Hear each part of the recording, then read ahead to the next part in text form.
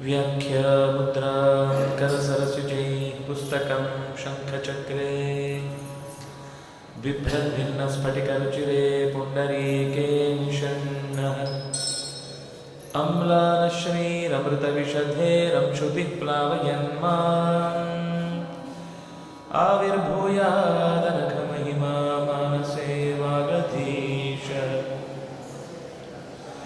रमापतिं पूर्णगुणं मुकुन्दं व्यासं च विज्ञानसहस्रभानुं पूर्णप्रबोधं च सुतत्वदीपं क्रमाद्गुरूंश्च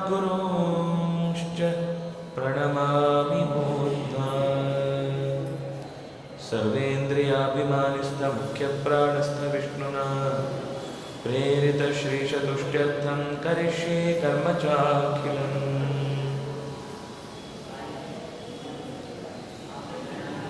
जयति पराशरसूरः सत्यवती हृदयनन्दनो व्यासः यस्यास्य कमलगलितं वाङ्मयमृतं जगत्पिबति स्वस्तिस्तु सतां हरिः ओम्। ವೇದವ್ಯಾಸರ ಸಾಹಿತ್ಯದಲ್ಲಿ ಪ್ರಧಾನವಾದ ಭಾಗವೆನಿಸಿದ ಅಂದರೆ ಸಂಖ್ಯೆಯ ದೃಷ್ಟಿಯಿಂದ ಪುರಾಣ ಪ್ರಪಂಚದಲ್ಲಿ ಕಿಂಚಿತ್ತು ಅದರ ಪರಿಚಯ ಮಾಡಿಕೊಂಡು ಸಾಗುವ ದಾರಿಯಲ್ಲಿ ನಾವು ನಿನ್ನೆ ಬ್ರಹ್ಮಪುರಾಣ, ಪದ್ಮಪುರಾಣ ಮತ್ತು ವಿಷ್ಣು ಪುರಾಣಗಳ ಸಾಮಾನ್ಯ ಪರಿಚಯವನ್ನು ಮಾಡಿಕೊಂಡೆವು. ವಿಷ್ಣು ಪುರಾಣದಲ್ಲಿ ಸುಮಾರು 6 ಅಂಶಗಳಲ್ಲಿ 23,000 ಶ್ಲೋಕಗಳಲ್ಲಿ ವ್ಯಾಪ್ತವಾದ ಕೃಷ್ಣನ ಕಥೆಗೆ ಸ್ವಲ್ಪ ಪ್ರಾಧಾನ್ಯವನ್ನು ನೀಡುವ ವಿಷ್ಣು ಮಹಾತ್ಮ್ಯವನ್ನು ಹೆಚ್ಚು ನಿರೂಪಣೆ ಮಾಡುವ ಭಾಗ ಅಂತ ನಿನ್ನೆ ನಾವು ಗಮನಿಸಿದೆವು.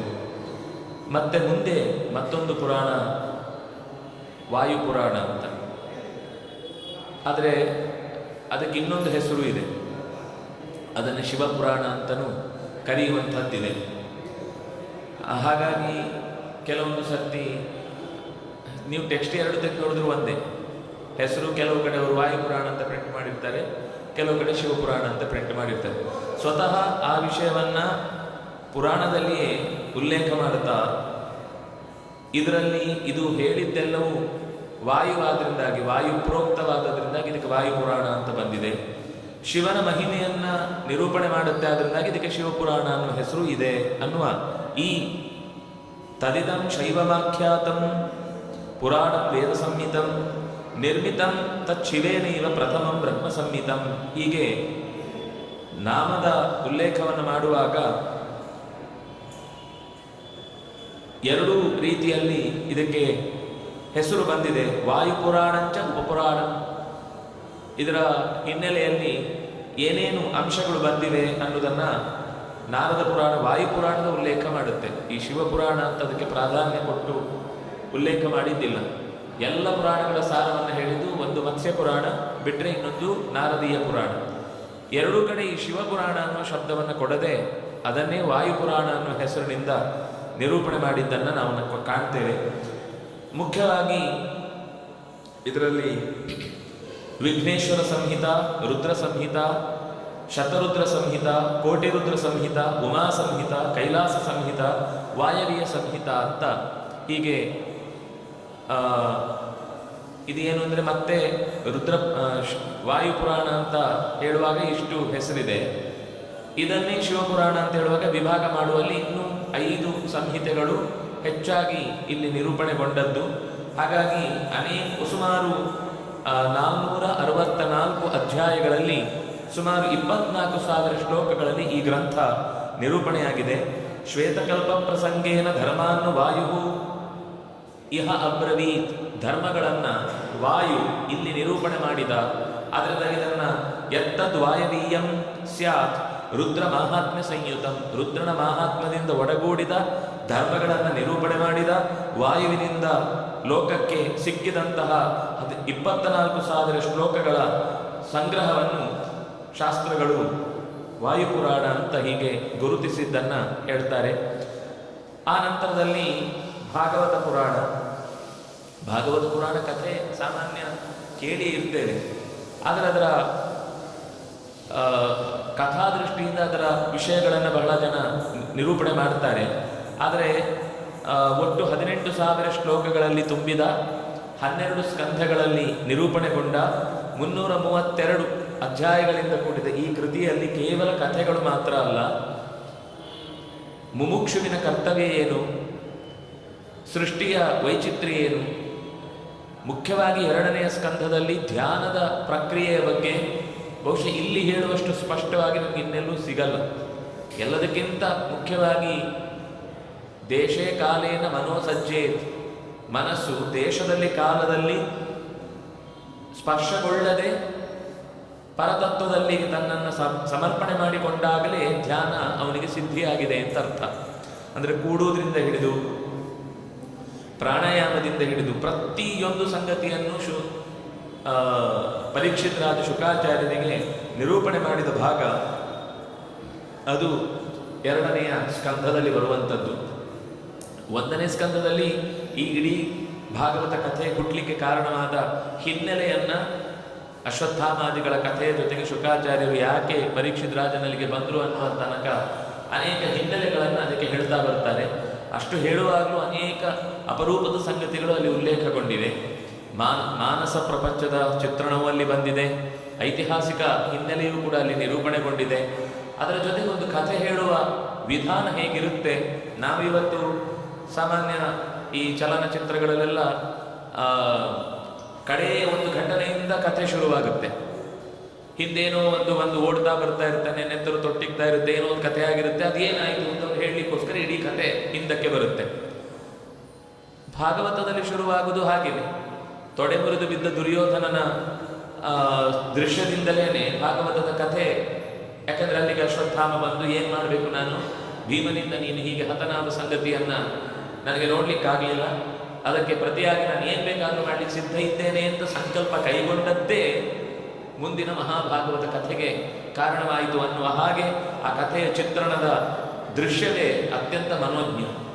ಹೀಗೆ ನೋಡ್ತಾ ಹೋದರೆ ಇವತ್ತು ಯಾವುದನ್ನೆಲ್ಲ ನಾವು ಹೊಸ ಟೆಕ್ನಿಕ್ ಅಂತ ಮಾತಾಡ್ತೇವೆ ಕಥೆ ಹೇಳುವುದರಲ್ಲಿ, ಚಿತ್ರ ಪ್ರದರ್ಶನ ಮಾಡುವ ರೀತಿಯಲ್ಲಿ, ಅಥವಾ ನರೇಟಿವ್ ಸ್ಟೈಲ್ ಇರ್ಬೋದು, ಮಾತಿನ ವರಸೆಗಳಿರಬಹುದು, ಯಾವುದು ವೇದವ್ಯಾಸರನ್ನ ಮನಸ್ಸಿನಲ್ಲಿ ತಂದುಕೊಂಡವನಿಗೆ ಹೊಸ್ತಲ್ಲ.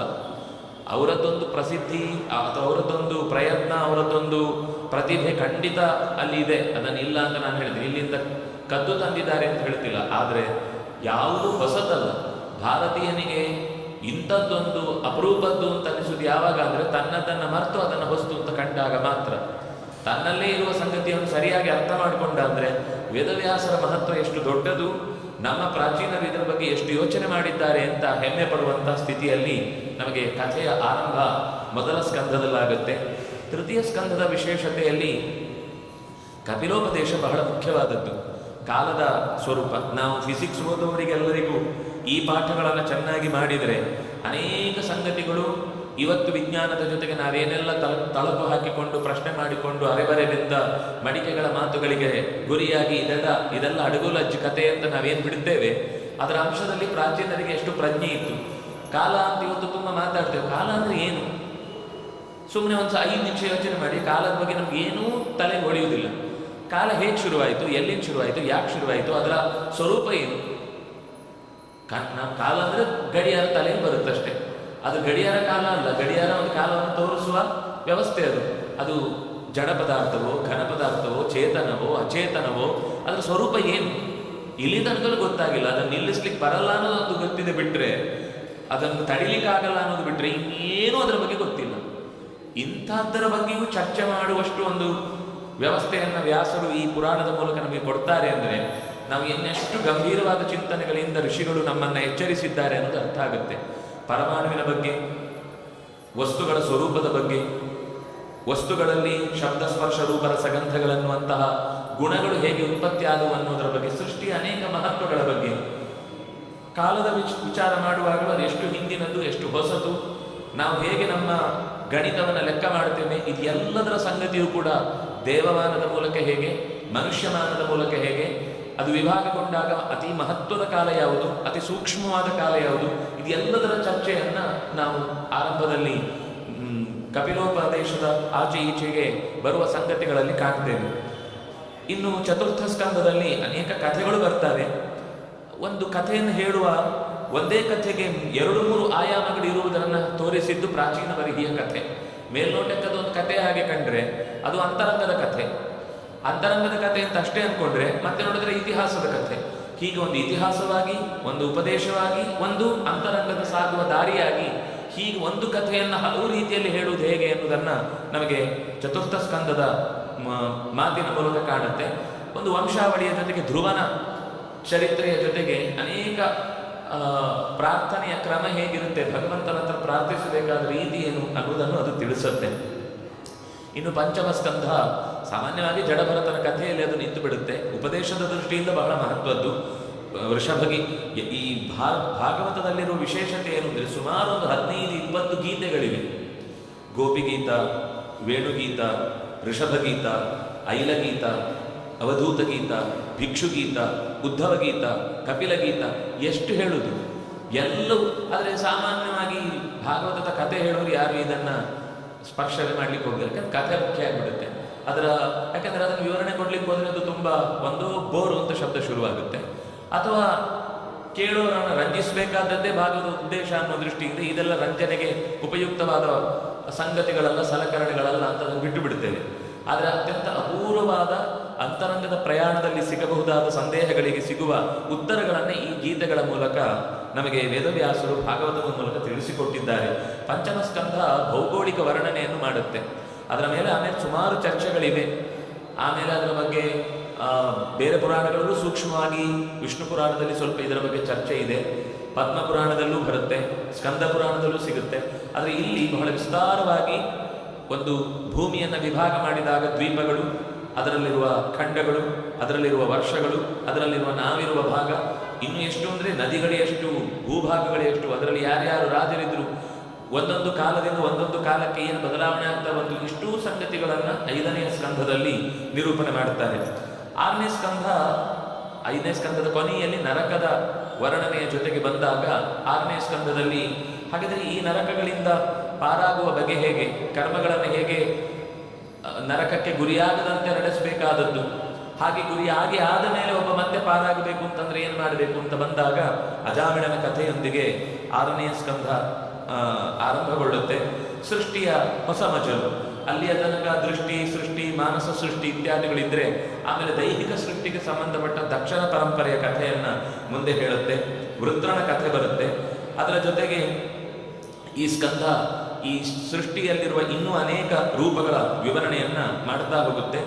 7ನೆಯ ಸ್ಕಂದ ನಮಗೆ ಪ್ರಸಿದ್ಧ ನರಸಿಂಹನ ಅವತಾರದ ಕಥೆ. ಆದರೆ ಅದು ಬಹಳ ಬೇಗ ಸುಮಾರೊಂದು 4-5 ಅಧ್ಯಾಯಗಳಲ್ಲಿ ಮುಗಿದ್ರೆ ಮುಂದೆ ಸುಮಾರು ಮತ್ತೆ 10 ಅಧ್ಯಾಯದ ತನಕ ಒಂದು ವ್ಯವಸ್ಥೆ ಅಂತ, ಜಗತ್ತಿನ ವ್ಯವಸ್ಥೆ ಅಂತ ನಾವು ನೋಡಿದರೆ ಅದನ್ನು ನಡೆಸುವ ಬಗೆ ಹೇಗೆ ಅಂತ ಪ್ರಹ್ಲಾದನ ಮೂಲಕ ಬಂದ ಅನೇಕ ಉಪದೇಶದ ಮಾತುಗಳು 7ನೇ ಸ್ಕಂದದ ಕೊನೆಯಲ್ಲಿ ನಿರೂಪಣೆ ಆಗುತ್ತೆ.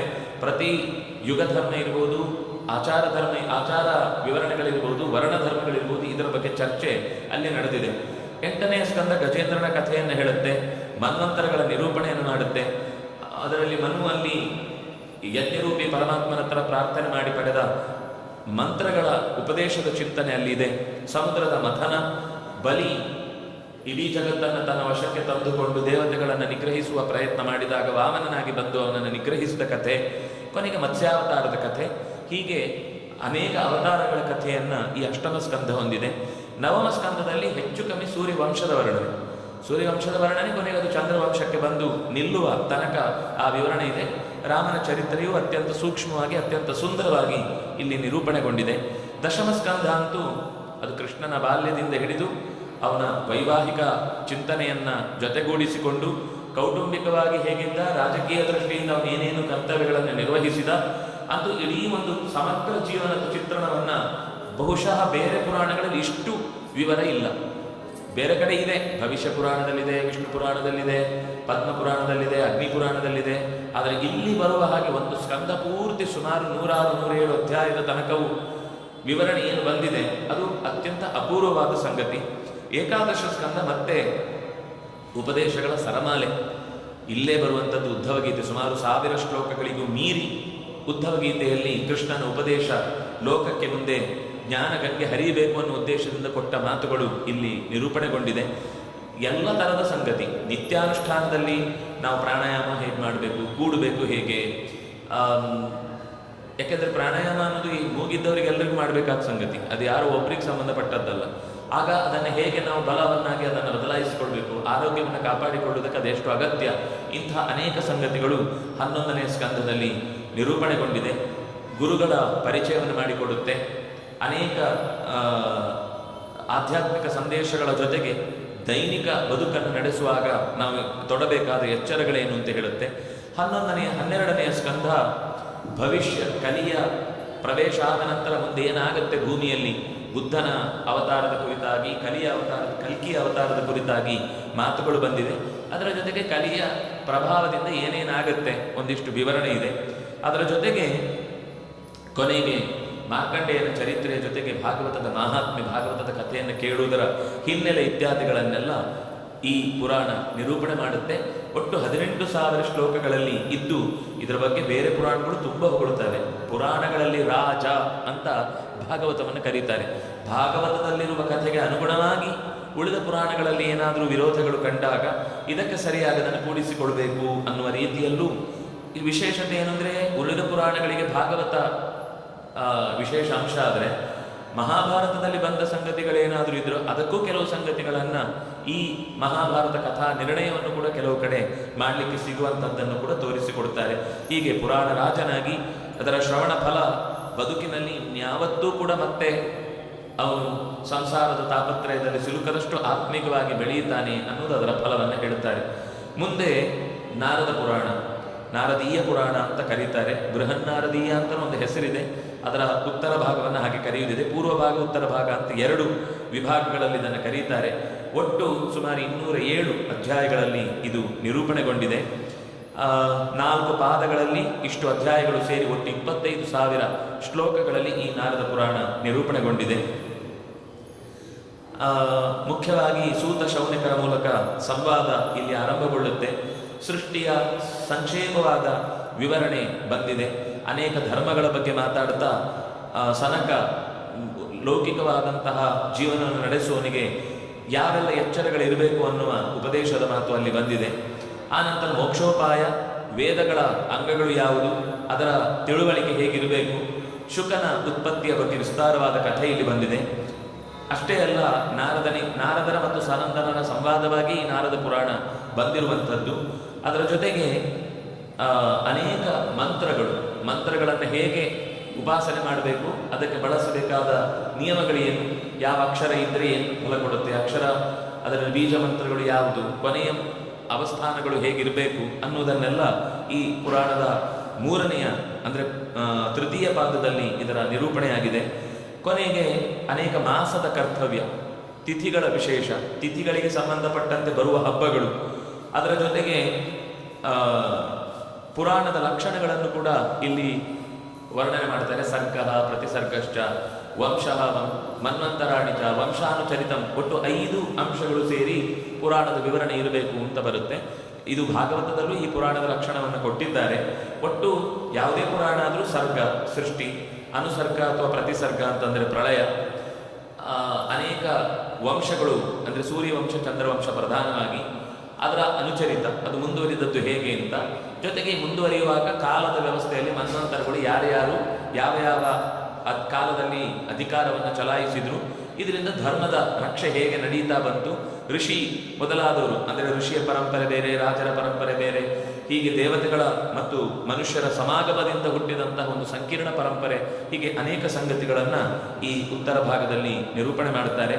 ಹೀಗೆ ನಾರದೀಯ ಪುರಾಣ ಅಪರೂಪದ ಅನೇಕ ಸಂಗತಿಗಳನ್ನು, ಪ್ರಯಾಣದ ದೃಷ್ಟಿಯಿಂದಲೂ ಕೂಡ ಅನೇಕ ಕಥೆಗಳನ್ನು, ತೀರ್ಥಕ್ಷೇತ್ರಗಳ ಮಹತ್ವವನ್ನು ನಿರೂಪಣೆ ಮಾಡುತ್ತೆ.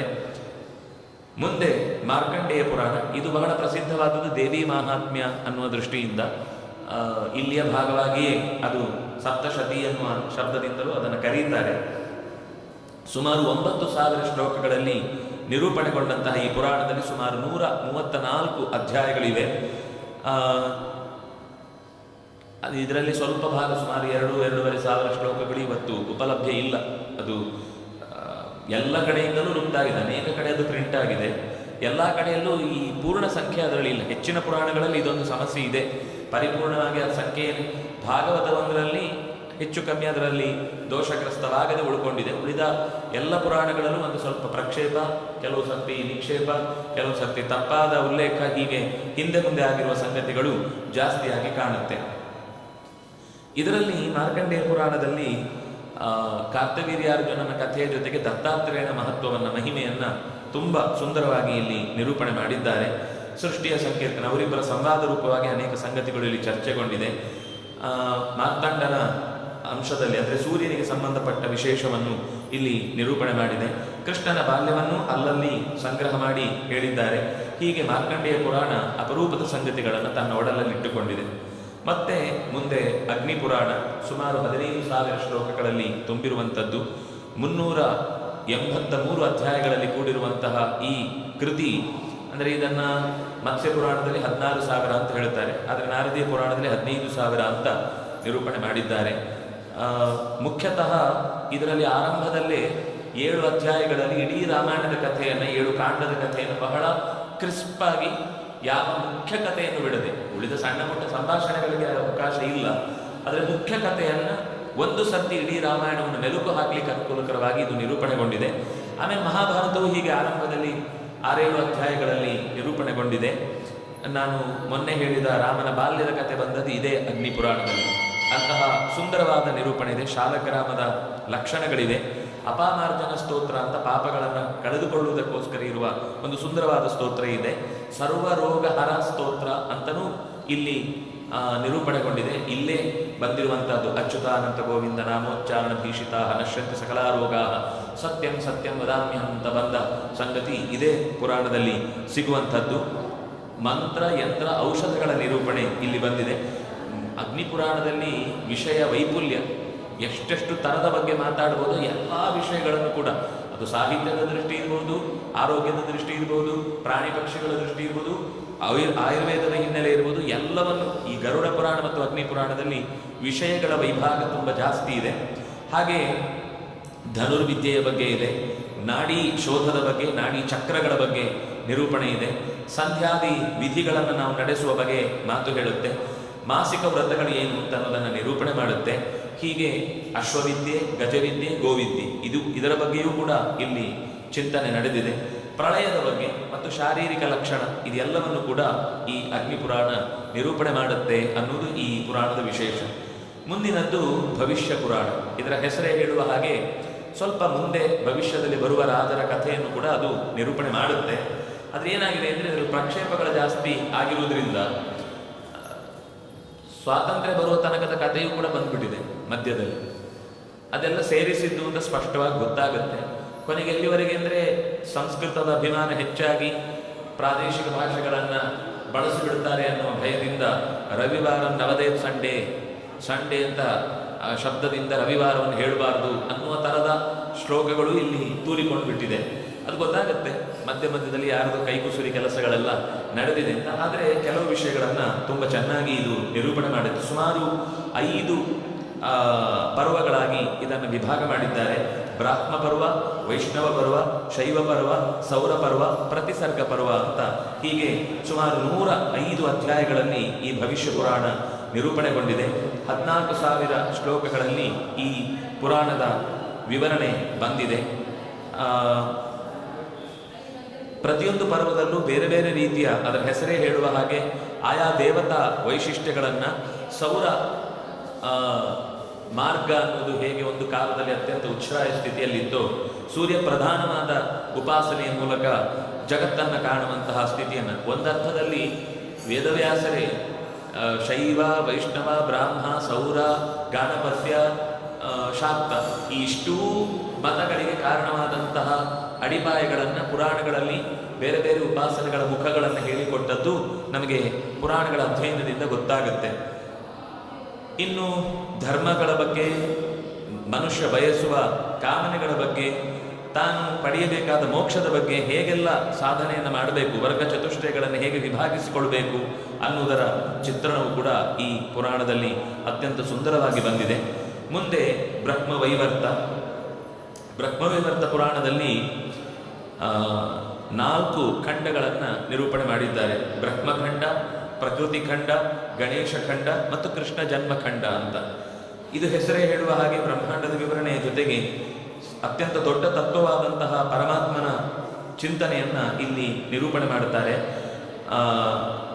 ಪ್ರಕೃತಿಯ ಖಂಡದಲ್ಲಿ ಜಡವಾದ ಪ್ರಕೃತಿ ಮತ್ತು ಚೇತನ ಪ್ರಕೃತಿಯ ವಿಭಾಗಗಳು ಸತ್ವರಜಸ್ಸು ತಮಸ್ಸು ಅನ್ನೋ ಗುಣಗಳ ಪ್ರಭಾವದಿಂದ ಮಣ್ಣು ನೀರು ಗಾಳಿ ಬೆಂಕಿ ಆಕಾಶವಾಗಿದ್ದು ಹೇಗೆ ಜಗತ್ತನ್ನು ನಿರೂಪಣೆ ಮಾಡಿದೆ ಅನ್ನೋದನ್ನು ಹೇಳುತ್ತಾರೆ.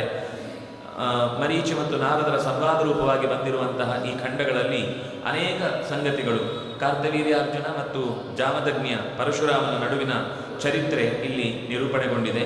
ಕೃಷ್ಣ ಜನ್ಮಖಂಡದಲ್ಲಂತೂ ಕೃಷ್ಣನ ಇಡೀ ಹೆಚ್ಚಿನ ಕಥೆಗಳು ಇಲ್ಲಿ ನಿರೂಪಣೆಗೊಂಡಿದೆ. ಅದರಿಂದಾಗಿ ಬ್ರಹ್ಮವೈವರ್ತ ಪುರಾಣ ಒಂದು ಖಂಡ ಪೂರ್ತಿ ಕೃಷ್ಣನ ಕಥೆಗಾಗಿ ಮೀಸಲಾಗಿದೆ. ಅಂದರೆ ಭಾಗವತ ಜೊತೆಗೆ ಹೋಲಿಸಿದರೆ ಅನೇಕ ಹೊಸ ಸಂಗತಿಗಳು ಕೂಡ ಇದರಲ್ಲಿ ನಿರೂಪಣೆಯಾಗಿದೆ. ಮುಂದೆ ಲಿಂಗ ಪುರಾಣ ಹೆಸರೇ ಹೇಳುವ ಹಾಗೆ ವಿಶಿಷ್ಟವಾಗಿ ಶೈವಿಕವಾದಂತಹ ಚಿಂತನೆಗಳನ್ನು ಸುಮಾರು 11,000 ಶ್ಲೋಕಗಳಲ್ಲಿ 2 ವಿಭಾಗ ಮಾಡಿಕೊಂಡು 163 ಅಧ್ಯಾಯಗಳಲ್ಲಿ ಇದು ನಿರೂಪಣೆಗೊಂಡಿದೆ. 11,000 ಶ್ಲೋಕಗಳಲ್ಲಿ ಹೇಳಿದ ಸಂಗತಿಗಳೇನು ಸಾಮಾನ್ಯವಾದದ್ದಲ್ಲ. ಪರಮಾತ್ಮನ ಚರಿತ್ರೆಯನ್ನು ಇದೂ ಹೇಳುತ್ತೆ. ನಮಗೆ ಮೇಲ್ನೋಟಕ್ಕೆ ಲಿಂಗ ಪುರಾಣದ ಲಿಂಗದ ಬಗ್ಗೆ ಮಾತ್ರ ಹೇಳಿದೆ. ವಾಸುದೇವ ಮಹಾತ್ಮ್ಯ ಇದೆ, ವಾಸುದೇವ ಸಹಸ್ರನಾಮವೂ ಇದೆ. ದಧೀಚಿಯ ಚರಿತ್ರೆಯ ಜೊತೆಗೆ ಯುಗಧರ್ಮವನ್ನು ಹೇಳುತ್ತಾರೆ. ಲಿಂಗದ ಪ್ರತಿಷ್ಠೆ ಹೇಗಾಯಿತು ಅನ್ನೋದನ್ನು ಹೇಳ್ತಾ ಪಾಶುಪತ ಮತದ ಚಿತ್ರಣವನ್ನು ಇಲ್ಲಿ ಕೊಡುತ್ತೆ. ಪಶುವಾದವನು ಪಾಶದಿಂದ ಹೇಗೆ ವಿಮುಕ್ತನಾಗಬೇಕು, ಪಶುಪತಿಯನ್ನು ಸೇರುವ ದಾರಿ ಏನು ಅನ್ನೋದನ್ನು ಇಲ್ಲಿ ನಿರೂಪಣೆ ಮಾಡಿದ್ದಾರೆ. ಸದಾಚಾರದ ಸ್ಮರಣೆಯ ಜೊತೆಗೆ ನರಸಿಂಹನ ಅವತಾರದ ಕಥೆ ಬಂದಿದೆ. ದಕ್ಷಯಜ್ಞ, ಕಾಮನ ದಹನ, ಆಮೇಲೆ ಅನೇಕ ಪೂಜಾ ವಿಷ್ಣು ಮಹಾತ್ಮ್ಯವನ್ನು ಹೇಳಿರುವುದರ ಜೊತೆಗೆ ಮುಖ್ಯವಾಗಿ ಏಕಾದಶಿಯ ಅಂಬರೀಷನ ಕಥೆಯೂ ಕೂಡ ಇಲ್ಲಿ ನಿರೂಪಣೆಗೊಂಡಿದೆ. ವಿಷ್ಣು ಭಕ್ತಿಯ ಪ್ರಧಾನ ವ್ಯಕ್ತಿತ್ವವಾದಂತಹ ಸನಕಾದಿಗಳ ಸನತ್ಕುಮಾರನ ಸಂಬಂಧ ಸಂವಾದ ಇಲ್ಲಿ ಅತ್ಯಂತ ಚೆನ್ನಾಗಿ ನಿರೂಪಣೆಗೊಂಡಿದೆ. ಸೂರ್ಯನ ಪೂಜೆಯ ಚಿತ್ರಣ ಬಂದಿದೆ. ದಾನಗಳನ್ನು ನಡೆಸುವುದರ ಬಗ್ಗೆ, ಶ್ರಾದ್ದ ಪ್ರಕರಣಗಳನ್ನು ನಡೆಸುವುದರ ಬಗ್ಗೆ ವಿವರ ಇಲ್ಲಿ ಅತ್ಯಂತ ಸುಂದರವಾಗಿ ನಿರೂಪಣೆಗೊಂಡಿದೆ. ಪ್ರತಿಯೊಂದಕ್ಕೂ ಅದರ ಕೊನೆಯಲ್ಲಿ ಈ ಪುರಾಣಗಳ ಅಧ್ಯಯನದಿಂದ ಆಗುವ ಲಾಭ ಏನು ಅನ್ನುವುದನ್ನು ಅದು ಇತಿಹಾಸದ ದೃಷ್ಟಿಯಿಂದ ಉಲ್ಲೇಖ ಮಾಡುತ್ತೆ. ಮುಂದಿನದ್ದು ವರಾಹ ಪುರಾಣ. ಇದರಲ್ಲಿ ಮತ್ತೆ 2 ಭಾಗ ಇದೆ, ಪೂರ್ವ ಭಾಗ, ಉತ್ತರ ಭಾಗ ಅಂತ. ಸುಮಾರು 218 ಅಧ್ಯಾಯಗಳಲ್ಲಿ ತುಂಬಿ 24,000 ಶ್ಲೋಕಗಳಿವೆ. ಜ್ಯೋತಿಷದ ವಿಷಯಕ್ಕೆ ಸಂಬಂಧಪಟ್ಟ ಅನೇಕ ಸಂಗತಿಗಳು ಇದರ ಒಡಲಲ್ಲಿದೆ. ಇದನ್ನಿಟ್ಟುಕೊಂಡೇ ಇವತ್ತು ಪಂಚಾಂಗದ ವಿಷಯದಲ್ಲಿ ನಿರ್ಧಾರ ಮಾಡಬೇಕು ಅಂತ ಹಿರಿಯರೆಲ್ಲ ಇದರ ವಿಷಯದಲ್ಲಿ ಅನೇಕ ಚರ್ಚೆಗಳನ್ನು ಮಾಡಿದ್ದಾರೆ. ಇಲ್ಲೂ ಕೆಲವು ಗೀತಗಳಿವೆ. ಅದರಲ್ಲಿ ಮುಖ್ಯವಾಗಿ ಅಗಸ್ತ್ಯ ಗೀತ, ಆಮೇಲೆ ಶ್ವೇತೋಪಾಖ್ಯಾನ, ಗೋವಿನ ಮಹತ್ವದ ಕುರಿತಾದ ಗೋದಾನದ ಮಹತ್ವವನ್ನು ಕುರಿತು ಹೇಳುವ ಮಾತಿದೆ. ಗೋಕರ್ಣನ ಕಥೆಯನ್ನು, ಅಂದರೆ ಅವನು ಕೇಳಿದ ಭಗವತ್ ಕಥೆಯನ್ನು, ಅದರ ಮಹಾತ್ಮ್ಯವನ್ನು ಇಲ್ಲಿ ನಿರೂಪಣೆ ಮಾಡಿದ್ದಾರೆ. ಮಥುರೆಯ ವಿಶೇಷ ಸ್ಥಳದ ಪರಿಚಯವನ್ನು, ಅದರ ಮಹಾತ್ಮ್ಯವನ್ನು ಅಲ್ಲಿ ಹೇಳಿದೆ. ಅಂದರೆ ಕೃಷ್ಣ ಬರುವ ಮುನ್ನವೂ ಅದೆಲ್ಲ ಹೇಗೆ ವಿಶೇಷವಾಗಿ ತೀರ್ಥವಾಗಿ ಅದು ಪರಿಣಾಮ ಬೀರಿತು ಅಂತ ಹೇಳುತ್ತಾರೆ. ಸರ್ವತೀರ್ಥಗಳ ಮಹಾತ್ಮದ ಜೊತೆಗೆ ಈ ದ್ವಿತೀಯ ಭಾಗ ಅನ್ನೋದು ಮುಕ್ತಾಯಗೊಳ್ಳುತ್ತೆ. ಮುಂದೆ ಸ್ಕಂದ ಪುರಾಣ. ಇದು ಇದ್ದಿದ್ರಲ್ಲಿ ಎಲ್ಲದಕ್ಕಿಂತ ದೊಡ್ಡ ಪುರಾಣ ಸ್ಕಂದ ಪುರಾಣ. ಸುಮಾರು 81,000 ಶ್ಲೋಕಗಳಿಂದ ವ್ಯಾಪ್ತವಾದ ಈ ಪುರಾಣದಲ್ಲಿ ಒಟ್ಟು 7 ಖಂಡಗಳಿವೆ. ಅದನ್ನು ಮಾಹೇಶ್ವರ ಖಂಡ, ವೈಷ್ಣವ ಖಂಡ, ಬ್ರಹ್ಮಖಂಡ, ಕಾಶೀಖಂಡ, ಅವಂತಿಖಂಡ, ನಾಗರ ಖಂಡ ಮತ್ತು ಪ್ರಭಾಸ ಖಂಡ ಅಂತ ಹೀಗೆ 7 ವಿಭಾಗ ಮಾಡಿದ್ದಾರೆ. ಒಟ್ಟು 1671 ಅಧ್ಯಾಯಗಳಲ್ಲಿ ಈ ಸ್ಕಂದ ಪುರಾಣ ವ್ಯಾಪ್ತಿಯನ್ನು ಹೊಂದಿದೆ. ಒಂದೇನು ಅಂದರೆ ಇಲ್ಲಿ ಏನೇ ವ್ಯಕ್ತಿಗಳ ಹೆಸರು ಸಿಗಲಿ, ಆ ವ್ಯಕ್ತಿಯ ಹೆಸರಲ್ಲೊಂದು ಈಶ. ನಿಮ್ಮ ಹೆಸರು ಹೇಳಿದ್ರೆ ನಿಮ್ಮ ಹೆಸರಲ್ಲೊಂದು ಈಶ ಸೇರಿಸಿದರೆ ನಿಮ್ಮ ಹೆಸರನ್ನೇ ಈಶ್ವರ ಪ್ರತಿಷ್ಠೆ ಆದ ಒಂದು ಸ್ಥಳದ ಲಿಂಗ ಪ್ರತಿಷ್ಠೆ ಆದ ವಿವರಣೆಯನ್ನು, ಅಂದರೆ ಸ್ಕಂದ ಪುರಾಣ ಅದರ ವಿಸ್ತಾರವನ್ನು ನೋಡ್ತಾ ಹೋದರೆ ಎಲ್ಲಿ ನೋಡಿದರೂ ಒಂದು ಸ್ಥಳ, ಅಲ್ಲೊಂದು ಈಶ್ವರನ ಪ್ರತಿಷ್ಠೆ. ಆ ಪ್ರತಿಷ್ಠೆಯಿಂದ ಅದರ ಹಿಂದೆ ಅಹಲ್ಯ ಬಂದರೆ ಅಹಲ್ಯೇಶ, ರಮ ಬಂದರೆ ರಮೇಶ, ರಾಮ ಬಂದರೆ ರಾಮೇಶ, ಗೋವಿಂದ ಬಂದರೆ ಗೋವಿಂದೇಶ. ಯಾವ ಶಬ್ದ ಸಿಕ್ಕಿದೋ ಅದಕ್ಕೊಂದು ಈಶ್ವರ ಶಬ್ದ ಹೇಳಿದ ಅನೇಕ ಸ್ಥಳಗಳಲ್ಲಿ, ಅದರಲ್ಲಿ ಕೆಲವೆಲ್ಲ ಅತ್ಯಂತ ಪ್ರಾಮಾಣಿಕವಾಗಿದೆ. ಇನ್ನು ವಿಶೇಷತೆ ಏನಂದರೆ ಎಷ್ಟೋ ಸತ್ತು ಸ್ಕಂದ ಪುರಾಣ ಅಂತ ಪ್ರಕಟವಾದ ಬಿಡಿ ಮುದ್ರಣಗಳೇನಿವೆ, ಆ ಪುಸ್ತಕಗಳನ್ನು ಹಿಡ್ಕೊಂಡು ಇದರಲ್ಲಿ ಹುಡುಕಿದರೆ ಅಂಥ ಮೂಲ ಕೃತಿಗಳು ಇಲ್ಲಿ ಸಿಗುವುದೇ ಇಲ್ಲ. ಇದು ಬಿಟ್ಟು ಬೇರೆನೇ ಏನೋ ಆಗಿದೆ. ಒಟ್ಟಂತೂ ಮುಖ್ಯವಾಗಿ ಕೇದಾರ ಖಂಡದ ಕೇದಾರ ಮಹಾತ್ಮ್ಯ ಇಲ್ಲಿ ಬಂದಿದೆ. ಕುಮಾರನ ಉತ್ಪತ್ತಿ, ಪಂಚತೀರ್ಥಗಳ ಕಥೆ, ಇಂದ್ರದ್ಯುಮ್ನನ ಕಥೆ, ಈ ಕುಮಾರನಿಂದಾಗಿ ತಾರಕನ ಸಂಹಾರದ ಕಥೆ, ವಾಸುದೇವನ ಮಾಹಾತ್ಮ್ಯ, ಪಾಂಡವರ ಕಥೆಯೂ ಕೂಡ ಸ್ವಲ್ಪ ಕಡೆ ನಿರೂಪಣೆಗೊಂಡಿದೆ. ಮಹಾವಿದ್ಯೆಯನ್ನು ಸಂಪಾದಿಸುವುದರ ಬಗೆ ಹೇಗೆ ಅಂತ ಹೇಳ್ತಾರೆ. ಗೌರಿ ತಪಸ್ಸು ಮಾಡಿದ ಮಹತ್ವವನ್ನು ಇಲ್ಲಿ ಹೇಳುತ್ತಾರೆ. ಮಹಿಷಾಸುರಾದಿಗಳ ವಧೆಯನ್ನು ಮಾಡಿದ ಗೌರಿಯ ವಿಶೇಷ ಶಕ್ತಿಯನ್ನು, ಶೋಣಾಚಲದ ಕಥೆಯನ್ನು ಇಲ್ಲಿ ನಿರೂಪಣೆ ಮಾಡಿದ್ದಾರೆ. ಮುಂದೆ ವೈಷ್ಣವ ಖಂಡದಲ್ಲಿ ಅನೇಕ ಸ್ಥಿತಿಗತಿಗಳನ್ನು, ಜಗತ್ತಿನಲ್ಲಿ ಆಗ್ತಾ ಇರುವಂತಹ ಕಥೆಗಳನ್ನು, ಅನೇಕ ರಾಜರ ಕಥೆ, ಸಾಮಾನ್ಯ ಭಕ್ತರ ಕಥೆಯ ಮೂಲಕ ಆಖ್ಯಾನಗಳು ಇಲ್ಲಿ ತುಂಬ ತುಂಬಿಕೊಂಡಿದೆ. ದೇವರಿಗೆ ನಾವು ಮಾಡುವಂತಹ ಉತ್ಸವದಲ್ಲಿ ದೋಲೋತ್ಸವ ಇತ್ಯಾದಿಗಳನ್ನೆಲ್ಲ ಏನು ನೋಡ್ತೇವೆ ನಾವು, ಅದು ಕೇವಲ ನಮ್ಮಲ್ಲಿ ಯಾವುದೋ ಒಂದು ಜನರಿಗೆ ಒಂದು ಮೋಜು ಮಾಡಲಿಕ್ಕೋಸ್ಕರ ಸೃಷ್ಟಿಯಾದ ಭಾಗಗಳು ಗೊತ್ತಿಲ್ಲ. ಎಲ್ಲವೂ ವೇದವ್ಯಾಸರು ನಾವು ಮಾಡುವಂತಹ ನಿತ್ಯದ ಅನೇಕ ಚಟುವಟಿಕೆಗಳಿಗೆ ಸಂಬಂಧಪಟ್ಟ ಆಧಾರವನ್ನು ನಿರೂಪಣೆ ಮಾಡಿದ್ದಾರೆ. ಪುಂಡ್ರಧಾರಣೆ, ಮಾಲಧಾರಣೆ, ಅಕ್ಷಾದಿ ಮಾಲೆಗಳಿಂದ ಜಪ ಮಾಡುವ ವಿಧಾನ, ಆಮೇಲೆ ಸ್ನಾನದ ಮಹತ್ವ, ಘಂಟಾನಾದ ಮಾಡುವುದರ ಮಹತ್ವ ಅಷ್ಟು, ಅದು ಕೂಡ ದೇವಸ್ಥಾನದ ಗಂಟೆ ಇರುವುದು, ದೇವಸ್ಥಾನದ ಪೂಜೆ ಮಾಡುವ ಸಂದರ್ಭದಲ್ಲಿ ವಾದ್ಯ ಇತ್ಯಾದಿಗಳನ್ನೇನು ಬಳಸ್ತೇವೆ ಅದರ ಮಹತ್ವ, ಪುಷ್ಪಗಳನ್ನು ಸಮರ್ಚನೆ ಮಾಡುವಾಗ ಯಾವ ಯಾವ ಪುಷ್ಪದಿಂದ ಏನೇನು ವಿಶೇಷವಾದ ಫಲ ಸಿಗುತ್ತೆ, ತುಳಸಿ ದಳವನ್ನು ಉಪಯೋಗಿಸುವುದರ ಬಗ್ಗೆ, ನೈವೇದ್ಯವನ್ನು ನಾವು ನಿವೇದಿಸುವುದರ ಕ್ರಮ, ಹೀಗೆ ಎಷ್ಟು ವಿಶಿಷ್ಟವಾದ ಚಿತ್ರಣಗಳಿವೆ. ಇಂಥದ್ದನ್ನೆಲ್ಲ ಇಲ್ಲಿ ಚರ್ಚಿಸಬಹುದು ಅಂತ ಯೋಚನೆ ಮಾಡುವುದೇ ಕಷ್ಟ. ಪುರಾಣಗಳಲ್ಲಿ ಇಷ್ಟೂ ವಿಷಯಗಳನ್ನು, ಯಾವುದನ್ನು ನಾವು ತುಂಬ ಸಾಮಾನ್ಯ ವಿಷಯ ಅನ್ಕೊತೇವೆ ಅಂತಹ ವಿಷಯಗಳು ಕೂಡ ಇಲ್ಲಿ ನಿರೂಪಣೆಗೊಂಡಿದೆ. ಸರಯೂ ನದಿಯ ತೀರದಲ್ಲಿ ಗುಪ್ತ ಹರಿ ಘಾಟ್ ಅಂತ ಒಂದಿದೆ. ಇವತ್ತದನ್ನು ಗುಪ್ತಾರ್ ಘಾಟ್ ಅಂತ ಕರೀತಾರೆ. ಹರಿಯು ಗುಪ್ತವಾಗಿ ಇಲ್ಲಿ ತನ್ನ ಬಂಧುಗಳನ್ನು, ಅಂದರೆ ರಾಮಚಂದ್ರ ತನ್ನ ಅವತಾರದ ಕೊನೆಯ ಕಾಲದಲ್ಲಿ ತನ್ನ ಜೊತೆಗೆ ಮೋಕ್ಷಕ್ಕೆ ಯಾರೆಲ್ಲ ಬರ್ತೀರಿ ಅಂತ ಕರೆ ಕೊಟ್ಟು ಎಲ್ಲರನ್ನೂ ಸರಯೂ ನದಿಯ ತೀರಕ್ಕೆ ಬರಲಿಕ್ಕೆ ಹೇಳಿ ಅಲ್ಲಿ ಮುಳುಗ್ಲಿಕ್ಕೆ ಹೇಳಿದ. ಮುಳುಗಿದಾಗ ತಮ್ಮ ಭೌತಿಕ ಶರೀರವನ್ನು ಬಿಟ್ಟು ದಿವ್ಯ ಶರೀರದೊಂದಿಗೆ ರಾಮನೊಂದಿಗೆ ಪ್ರಯಾಣ ಮಾಡಿದರು ಅನ್ನುವ ಕಥೆ ಇದೆ. ಅದಕ್ಕೆ ಸಂಬಂಧಪಟ್ಟ ಆ ಸ್ಥಳದ ಮಹತ್ವವನ್ನು, ಸರಯೂ ನದಿಯ ಘಟ್ಟದ ವಿಶೇಷತೆಯನ್ನು ಇಲ್ಲಿ ನಿರೂಪಣೆ ಮಾಡಿದ್ದಾರೆ. ಮಾಂಡವಿಯ ಕಥೆ ಇಲ್ಲಿ ನಿರೂಪಣೆಗೊಂಡಿದೆ. ಆಮೇಲೆ ಮೂರನೇ ಖಂಡದಲ್ಲಿ ಸೇತು ಮಹಾತ್ಮ್ಯ, ಚಕ್ರತೀರ್ಥ, ಧನುಷ್ಕೋಟಿ, ಧರ್ಮಾರಣ್ಯನ ಕಥೆ, ಅಪ್ಸರ ತೀರ್ಥಗಳ ಕನ್ಯಾತೀರ್ಥ ಅಂತ ಅದನ್ನು ಕರೀತಾರೆ. ತಮಿಳುನಾಡಿನಲ್ಲಿ ಅರ್ಜುನ ಪ್ರವೇಶ ಮಾಡಿ ಮೊಸಳೆಗಳ ರೂಪದಲ್ಲಿದ್ದ ಅಪ್ಸರೆಯನ್ನೆಲ್ಲ ಅವರು ಹಿಂದೆ ಅಪಮಾನ ಮಾಡಿ ಅಪ್ಸರೆಯರಾಗಿ ಹುಟ್ಟಿದ್ದು, ಮೊಸಳೆಗಳಾಗಿ ಹುಟ್ಟಿದವರನ್ನು ಮತ್ತೆ ಅಪ್ಸರೆಯರನ್ನಾಗಿಸಿದ ಕಥೆಯನ್ನು ಹೇಳುವ ಜಾಗದಲ್ಲಿ ನಡೆದ ಘಟನೆಗಳ ಬಗ್ಗೆ ವಿವರಣೆ ಕೊಟ್ಟಿದೆ. ಹಾಗೆ ಅನೇಕ ತೀರ್ಥಗಳ ಹೆಸರನ್ನು ಹೇಳ್ತಾರೆ. ಒಬ್ಬ ಲೋಹಾಸುರ ಅಂತಿದ್ದ, ಅವನ ಸಂಹಾರದ ಕಥೆಯನ್ನು ಹೇಳ್ತಾರೆ. ರುದ್ರದೇವರ ತಾಂಡವದ ಮಹತ್ವ ಏನು ಅಂತ ಅಲ್ಲಿ ನಿರೂಪಣೆಯಾಗಿದೆ. ತನ್ನ ಮಡದಿಗೆ ರಾಮನಾಮವನ್ನು ಉಪದೇಶ ಮಾಡಿ ಇದರ ಮಹತ್ವ ಏನು, ಮಂತ್ರದ ಬಲ ಏನು ಅಂತ ಇಲ್ಲೇ ನಿರೂಪಣೆಗೊಂಡಿದೆ. ಶಿವರಾತ್ರಿಯ ಮಹತ್ವ ಬಂದಿದೆ. ಕಾಶಿ ಖಂಡದಲ್ಲಂತೂ ಕಾಶಿಯ ಅನೇಕ ಪೂರ್ವ ಇತಿಹಾಸದ ಚಿತ್ರಣ ಬಂದಿದೆ. ವಿಂಧ್ಯ ಮತ್ತು ನಾರದರ ಸಂವಾದದ ಮೂಲಕ ಅನೇಕ ಋಷಿಮುನಿಗಳು ಮುಂದೆ ಅಲ್ಲಿ ಏನೇನು ಮಾಡಿದರು, ಸಾಂಸ್ಕೃತಿಕ ಪ್ರಾಚೀನ ನಗರಿಯಾಗಿ ಕಾಶಿಯಲ್ಲಿ ಎಷ್ಟೆಷ್ಟು ಘಟನೆಗಳು ನಡೆದಿದೆ ಅನ್ನುವುದರ ಚಿತ್ರಣವೂ ಕೂಡ ಇಲ್ಲಿ ನಿರೂಪಣೆಗೊಂಡಿದೆ. ವಾರಾಣಸಿಗೆ ವಾರ ಮತ್ತು ನಸಿ ಅಂತ ಎರಡು ನದಿಗಳು ಹರಿದು ಮಧ್ಯದಲ್ಲಿರುವ ಜಾಗವನ್ನೇ ವಾರಾಣಸಿ ಅಂತ ಕರೆಯುವಂಥದ್ದು. ಆ ನದಿಗಳ ಪರಿಚಯವನ್ನು ಕೂಡ ಇಲ್ಲಿ ಮಾಡಿಕೊಟ್ಟಿದ್ದಾರೆ. ದಿವೋದಾಸನ ಕಥೆ ಬಂದಿದೆ. ಗೃಹಸ್ಥನಾದವನು ಯೋಗಿಯಾಗಿ ಧರ್ಮವನ್ನು ಪಾಲಿಸುವುದು ಹೇಗೆ ಅನ್ನೋ ಚಿತ್ರಣ ಇದೆ. ಪಿಶಾಚಿಗಳ ದೋಷಗಳಿಂದಾಗಿ ತೊಂದರೆಯಾದಾಗ ಅದರ ಮೋಚನೆ ಮಾಡಿಕೊಳ್ಳುವುದಕ್ಕಾಗಿ ಒಂದು ಸ್ತೋತ್ರದ ನಿರೂಪಣೆಯು ಅಲ್ಲಿ ಬಂದಿದೆ. ಅದರ ಜೊತೆಗೆ ಪಂಚ ತೀರ್ಥ ಅಂತ ಏನು ಕರೀತಾರೆ, ಪರಶುರಾಮ ಸೃಷ್ಟಿ ಮಾಡಿದ ಪಂಚನದ ಅಂತ ಕರೀತಾರೆ ಅದನ್ನು, ಆ ಜಾಗದ ಮಹತ್ವವನ್ನು ಹೇಳುತ್ತೆ. ವೈಷ್ಣವ ತೀರ್ಥಗಳ ಮಹತ್ವವನ್ನು ಹೇಳಿದೆ. ಜೈಗೀಶರ್ಯನ ಸಂವಾದದ ಗೀತೆಯೊಂದು ನಿರೂಪಣೆಗೊಂಡಿದೆ. ಓಂಕಾರದ ಮಹತ್ವವನ್ನು ಹೇಳುವ ಅನೇಕ ಅಪರೂಪದ ಸಂಗತಿಗಳು ಇಲ್ಲಿ ಓಂಕಾರದಿಂದ ವ್ಯಾಹೃತಿಯಿಂದ ಮತ್ತೆ ಗಾಯತ್ರಿಯಾದಿ ಮಂತ್ರಗಳ ವಿಶೇಷತೆಯನ್ನು ನಿರೂಪಣೆ ಮಾಡಿದ್ದಾರೆ. ಮತ್ತೊಂದು ಸರ್ತಿ ಇಲ್ಲಿ ಕೇದಾರದ ಮಹತ್ವ ಬಂದಿದೆ. ಮುಂದೆ ಗಂಗಾ ಮಹಾತ್ಮ್ಯದ ನಿರೂಪಣೆ ಇದೆ. ಪಂಚಮ ಖಂಡದಲ್ಲಿ ಅನೇಕ ಕವಚಗಳು, ಸ್ತೋತ್ರಗಳು, ಮಂತ್ರಗಳು, ಸ್ವರ್ಗದ್ವಾರಕ್ಕೆ ಹೋಗಲಿಕ್ಕೆ ಕಾರಣವಾದಂತಹ ಅನೇಕ ತೀರ್ಥಗಳ ಸಂಗತಿಗಳನ್ನು ಇಲ್ಲಿ ನಿರೂಪಣೆ ಮಾಡಿದ್ದಾರೆ. ಇಲ್ಲೊಂದು ವಿಷ್ಣು ಸಹಸ್ರನಾಮ ಬಂದಿದೆ. ಮಹಾಭಾರತದಲ್ಲಿ ಬಂದದ್ದು ಬಿಟ್ಟು ಬೇರೆಯದೇ ಆದ ಸಹಸ್ರನಾಮಗಳು ಈ ಪುರಾಣಗಳಲ್ಲಿ ಶಿವ ಸಹಸ್ರನಾಮ, ಸ್ಕಂದ ಸಹಸ್ರನಾಮ, ದುರ್ಗಾ ಸಹಸ್ರನಾಮ, ನೂರಾರು ಥರದ ದೇವತೆಗಳ ಸಹಸ್ರನಾಮದ ಚಿತ್ರಣ ಅಲ್ಲಲ್ಲಿ ಹೆಚ್ಚಿನದ್ದೆಲ್ಲ ಇಲ್ಲಿಯೂ ಕೂಡ ನಿರೂಪಣೆಗೊಂಡಿದೆ. ನರಸಿಂಹನ ಜಯಂತಿಯ ಆಚರಣೆಯ ಮಹತ್ವವನ್ನು ಇಲ್ಲಿ ಹೇಳಿದೆ.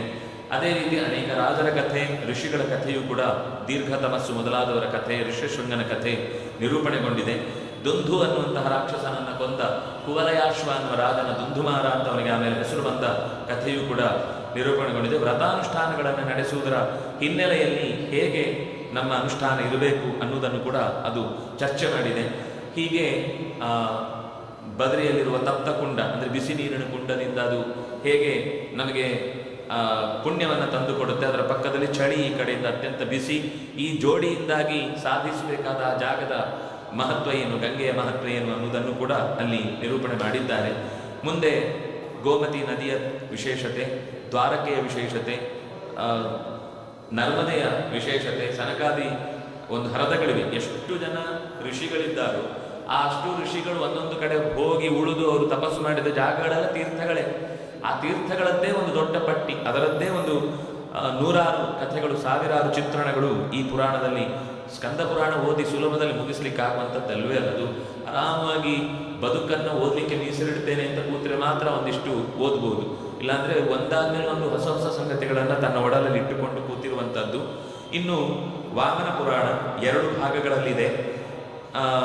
ಒಟ್ಟು 10,000 ಶ್ಲೋಕಗಳಿಂದ ಕೂಡಿರುವಂಥದ್ದು. 4 ಸಂಹಿತೆಗಳಾಗಿ ಇದನ್ನು ಕರೀತಾರೆ. ಮಾಹೇಶ್ವರಿ ಸಂಹಿತೆ, ಭಾಗವತಿ ಸಂಹಿತೆ, ಸೌರಿ ಸಂಹಿತೆ ಮತ್ತು ಗಾಣೇಶ್ವರಿ ಅಂತ ಹೀಗೆ 4 ಸಂಹಿತೆಗಳಿಂದ 95 ಅಧ್ಯಾಯಗಳಲ್ಲಿ ತುಂಬಿರುವಂಥದ್ದು. ಇದರಲ್ಲಿ ಪೂರ್ವ ಉತ್ತರ ಭಾಗಗಳಲ್ಲಿ 2ರಲ್ಲೂ ಕೂಡ ಪ್ರಹ್ಲಾದ ಮತ್ತು ನಾರಾಯಣರ ನಡುವೆ ನಡೆದ ಒಂದು ಮಹಾಯುದ್ಧದ ಚಿತ್ರಣವನ್ನು, ದೇವತೆಗಳಿಗೆ ಪರವಾಗಿ ನಾರಾಯಣ ನಿಂತರೆ ದೈತ್ಯರ ಪರವಾಗಿ ಪ್ರಹ್ಲಾದ ನಿಂತಾಗ ಯುದ್ಧ, ಅಂದರೆ ಒಂದು ಭಕ್ತನಾಗಿಯೇ ಯುದ್ಧ ಮಾಡಿದ ಮೇಲೆ ಹೇಗೆಲ್ಲ ಅವನ ಸಂವಾದ ಇತ್ತು ಇದೆ ಅನ್ನೋದನ್ನು ಇಲ್ಲಿ ಹೇಳ್ತಾರೆ. ಕೌಶಿಕಿ ನದಿಯ ಚಿತ್ರಣ ಬಂದಿದೆ, ಜಾಬಾಲಿ ಅನ್ನುವ ಋಷಿಗಳ ಕಥೆ ಬಂದಿದೆ. ಆಮೇಲೆ ಕೃಷ್ಣನ ಮತ್ತು ಅವನ ಅನೇಕ ಭಕ್ತರ ಕಥೆ ನಿರೂಪಣೆಗೊಂಡಿದೆ. ಗಣಪತಿಯ ಹುಟ್ಟಿನ ಕಥೆ ಮತ್ತು ಅವನ ಚರಿತ್ರೆ ನಿರೂಪಣೆಗೊಂಡಿದೆ. ಸೂರ್ಯನ ಮಹತ್ವವನ್ನು ಇದು ಹೇಳುತ್ತೆ. ಜೊತೆಗೆ ಜಗತ್ತಿನ ತಾಯಿಯಾದಂತಹ ಶಕ್ತಿಯ ಸ್ವರೂಪಳಾಗಿರುವ ದುರ್ಗೆಯ ಚಿತ್ರಣವೂ ಕೂಡ ಈ 2ನೆಯ ಭಾಗದಲ್ಲಿ ಅದು ನಿರೂಪಣೆಗೊಂಡಿದೆ. ಹೀಗೆ ಈ ಪುರಾಣದಲ್ಲಿ ವಾಮನ ಪುರಾಣ ವಾಮನ ಅವತಾರಕ್ಕಾಗಿ ಪ್ರಧಾನವಾಗಿ ಹೇಳುವ ಕಥೆ. ವಾಮನ ಅವತಾರ ಬಿಟ್ಟು ಇನ್ನೂ ಅನೇಕ ಸಂಗತಿಗಳನ್ನು ಇದು ನಿರೂಪಣೆ ಮಾಡಿದೆ. 15ನೇದು ಕೂರ್ಮ ಪುರಾಣ. ಹೆಚ್ಚು ಕಮ್ಮಿ ಆ ಹೆಸರಿನಲ್ಲಿರುವ ಸಂಗತಿ ಪ್ರಧಾನವಾಗಿರುತ್ತೆ, ಆದರೆ ಅದಷ್ಟೇ ಅಲ್ಲ, ಉಳಿದ ಸಂಗತಿಗಳು ಇರ್ತವೆ ಅಂತ. ಇದು ಕೂಡ 2 ಭಾಗಗಳಲ್ಲಿದೆ. ಇದರಲ್ಲಿ 4 ಸಂಹಿತೆಗಳಿವೆ. ಬ್ರಾಹ್ಮಿ, ಭಾಗವತಿ, ಸೌರಿ ಮತ್ತು ವೈಷ್ಣವಿ ಅನ್ನುವ 4 ಸಂಹಿತೆಗಳಿಂದ ಸುಮಾರು 17,000 ಶ್ಲೋಕಗಳಲ್ಲಿ, ಕೆಲವು ಪುರಾಣಗಳಲ್ಲಿ ಅಂದರೆ ನಾರದ ಪುರಾಣದಲ್ಲಿ ಅದನ್ನು 18,000 ಶ್ಲೋಕ ಅಂತಾರೆ. ಒಟ್ಟು ಪ್ರಧಾನವಾಗಿ ಸುಮಾರು 18,000 ಶ್ಲೋಕ ಅನ್ನುವುದೇ ಭಾಗವತದ ಚಿತ್ರಣದ ಹಿನ್ನೆಲೆಯಲ್ಲಿ ಯೋಚನೆ ಮಾಡಿದಾಗ 2 ಮುಖ್ಯವಾದ ಅಂಶಗಳಲ್ಲಿ ಆತ್ರೇಯ ವಂಶದ ಕಥನೆ ಇಲ್ಲಿ ಬಂದಿದೆ. ಮಾರ್ಕಂಡೇಯ ಋಷಿಗಳ ಕಥೆ ಬಂದಿದೆ. ಅವರಿಬ್ಬರ ನಡುವೆ ಕೃಷ್ಣ ಮತ್ತು ಮಾರ್ಕಂಡೇಯರ ನಡುವಿನ ಸಂವಾದ, ವ್ಯಾಸಗೀತ ಅಂತ ಒಂದು ಸುಂದರವಾದ ಗೀತೆ ಇಲ್ಲಿದೆ. ಅದರ ಜೊತೆಗೆ ಅನೇಕ ಋಷಿಗಳ ಚರಿತ್ರೆ, 4 ವರ್ಣಗಳಿಗೆ ಸಂಬಂಧಪಟ್ಟಂತಹ ಧರ್ಮಗಳ ಅನುಷ್ಠಾನಗಳ ಮಹತ್ವ, ಅದನ್ನು ಸಾಮಾಜಿಕವಾದ ವ್ಯವಸ್ಥೆಯಲ್ಲಿ ಹೇಗೆ ಜೋಡಿಸಬೇಕು ಅನ್ನುವ ಸಂಗತಿಗಳು ಹೇಳಿ ಇದೇ ಮೋಕ್ಷಕ್ಕೆ ಕಾರಣ. ಅವರವರ ಕರ್ತವ್ಯವನ್ನು ನಿರ್ವಹಣೆ ಮಾಡಿದರೆ ಅದೇ ಮೋಕ್ಷಕ್ಕೆ ಕಾರಣವಾಗುತ್ತೆ. ಆ ನಿರುದ್ಯೋಗದ ಸಮಸ್ಯೆಯು ತಾನಾಗಿ ಪರಿಹಾರ ಆಗುತ್ತೆ. ಅವರ ಕರ್ತವ್ಯ ಮಾಡಿದ್ರೆ ಇನ್ನೇನೋ ಬೇಕು ಅಂತ ಹೊರಟಾಗಲೇ ಜಗತ್ತಿನಲ್ಲಿ ಅವ್ಯವಸ್ಥೆ ಉಂಟಾಗತ್ತೆ ಅನ್ನೋ ರೀತಿಯ ಕೆಲವು ಮಾತುಗಳು ಇಲ್ಲಿ ಇದೆ. ನಂತರ ಮತ್ಸ್ಯ ಪುರಾಣ. ಇದು ಮತ್ಸ್ಯರೂಪಿ ಪರಮಾತ್ಮ ವೈವಸ್ವತ ಮನುವಿಗೆ ಒಂದು ಮನ್ವಂತರದಿಂದ ಇನ್ನೊಂದು ಮನ್ವಂತರಕ್ಕೆ ನಡುವಿನ ಪ್ರಳಯ ಕಾಲದಲ್ಲಿ ಕರೆದೊಯ್ಯುವಾಗ ಅವನ ಜಿಜ್ಞಾಸೆಗಳಿಗೆ ಪ್ರಶ್ನೆಯಾಗಿ ಅವನು ಕೇಳಿದ ಅನೇಕ ಪ್ರಶ್ನೆಗಳಿಗೆ ಉತ್ತರವಾಗಿ ಈ ಮತ್ಸ್ಯ ಪುರಾಣ ನಿರೂಪಣೆಗೊಂಡಿದೆ.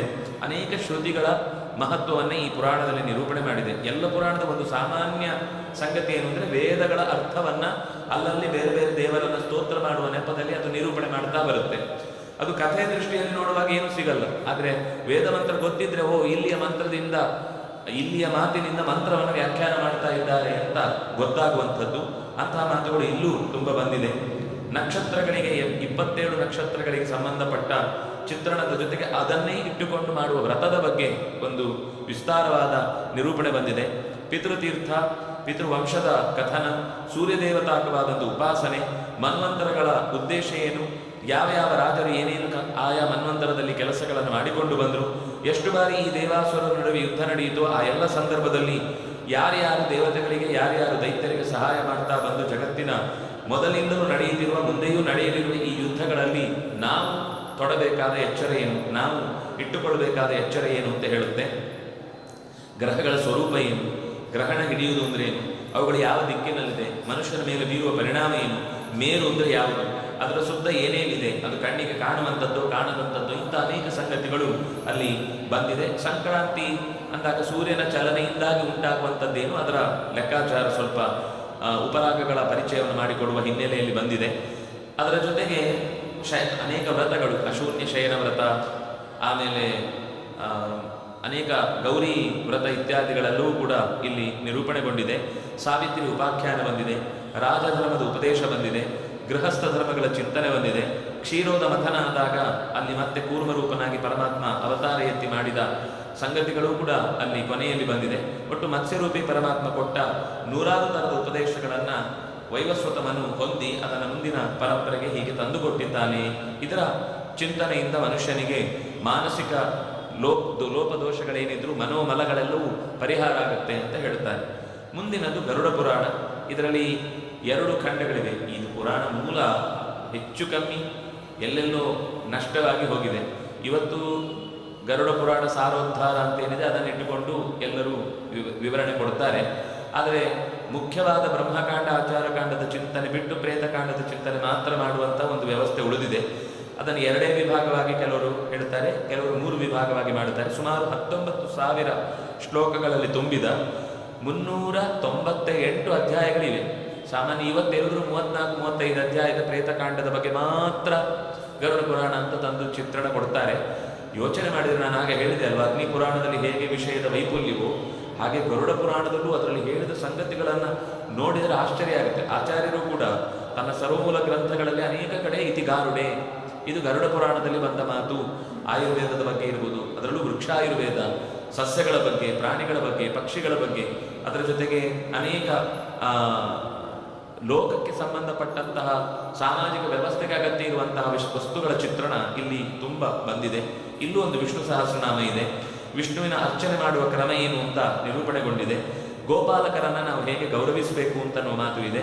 ಭಗವಂತನ 24 ರೂಪಗಳು ಅಂತಿದ್ದಾಗ ಅದರ ಪ್ರತ್ಯೇಕ ಆರಾಧನೆಯ ಕ್ರಮವೂ ಕೂಡ ಇಲ್ಲಿ ಬಂದಿದೆ.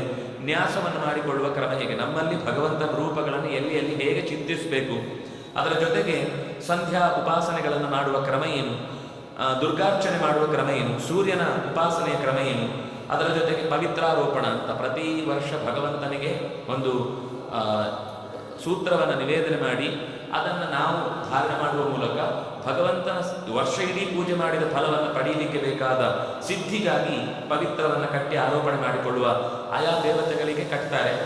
ಎಲ್ಲ ದೇವತೆಗಳಿಗೆ ಆ ಪವಿತ್ರಾರೋಪಣೆ ಮಾಡಿ ನಾವು ಹಾಕೊಳ್ಳುವಾಗ ಹೇಳಿಕೊಳ್ಬೇಕಾದ ಮಂತ್ರಗಳೇನು, ಅದರ ಚಿತ್ರಣವೂ ಕೂಡ ಇಲ್ಲಿದೆ.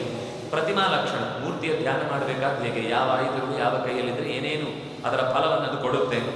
ಶಾಲಗ್ರಾಮದ ಚಿಂತನೆ ಇರ್ಬೋದು, ವಾಸ್ತುವಿನ ಪ್ರಜ್ಞೆ ಇರ್ಬೋದು, ಮನೆಗಳನ್ನು ಕಟ್ಟುವಾಗ ಪ್ರಾಸಾದದ ನಿರ್ಮಾಣ ಹೇಗಿರಬೇಕು, ದೇವತೆಗಳನ್ನು ಪ್ರತಿಷ್ಠೆ ಮಾಡುವಾಗ ನಮಗೆ ಇರಬೇಕಾದ ಎಚ್ಚರ ಏನು, ಯಾವ ದೇವತೆಯನ್ನು ಯಾವ ಜಾಗದಲ್ಲಿ ಯಾವ ಉದ್ದೇಶದಿಂದ ಯಾವ ಮಂತ್ರದಿಂದ ಎಂಥವರನ್ನು ಸೇರಿಸಿಕೊಂಡು ನಾವು ಪ್ರತಿಷ್ಠೆ ಮಾಡಬೇಕು, ಈ ವಿಚಾರಗಳು, ಪೂಜೆಯ ವಿಧಾನಗಳು, ಅಷ್ಟಾಂಗ ಯೋಗಗಳು, ಪ್ರಾಯಶ್ಚಿತ್ತ ವಿಧಿಗಳು, ಆಯುರ್ವೇದದ ವಿಷಯದ ಜೊತೆಗೆ ಚಿಕಿತ್ಸೆಯ ಕ್ರಮ, ರೋಗಕ್ಕೆ ಕಾರಣವಾದ ಸಂಗತಿಗಳು, ಇದೆಲ್ಲ ಬಿಟ್ಟು ರೋಗ ಮದ್ದಿನಿಂದ ಗುಣ ಆಗದೇ ಇದ್ದಾಗ ಅದಕ್ಕೆ ಮಂತ್ರವನ್ನು ಹೇಗೆ ಔಷಧವಾಗಿ ಬಳಸುವುದು, ಇದರ ಚಿತ್ರಣವೂ ಕೂಡ ಇಲ್ಲಿ ಬಂದಿದೆ.